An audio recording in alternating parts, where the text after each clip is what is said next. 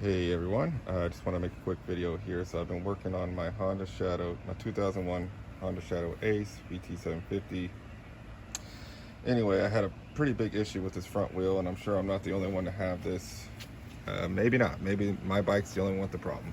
But the problem I was having is the front. When I went to reinstall the wheel, the front disc right here was rubbing up against the caliper back there. It wouldn't line up, and I looked online, everything was saying, you know, you got to bolt it in right. So the sequence is, you know, obviously this isn't, is, you know, run the shaft through, tighten this side down first, and then tighten the main bolt, 43 foot-pounds. What they say, even though I feel like it needs more, but whatever. And then tighten these down, and that's supposed to line it up. Well, I kept doing that. I did that probably like 5 times, and it would not line up. So, you know, when you're working on things, you're dealing with real material, and sometimes real material doesn't want to do what it's theoretically supposed to do. So, anyway,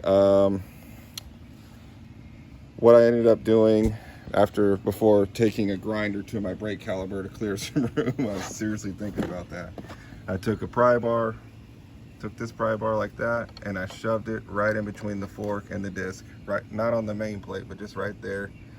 Tapped it in with the hammer a little bit to where I had enough clearance, and then that gave me just a few millimeters I needed. And then I've tightened everything up in sequence. So let me back up. So before I did this, I loosened everything. So everything was loose. These pinch bolts were loose, the main bolt was loose, everything was loose. Then I wedged that in there and just tapped it in a few times. It's just stayed in place. That gave me enough clearance to put my caliper in. So after that, then I tightened it in sequence. This side first, the bolt, and then the other 2 pinch bolts. Did that, and it lined it right up. So just have to so that's really what it needed, just a little bit of persuasion. After that, this caliper went in smoothly.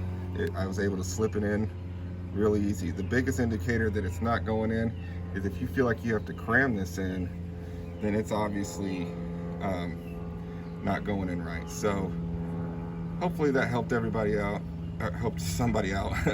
I'm sure I'm not the only one's problem. I couldn't find anybody else, any other videos with this. So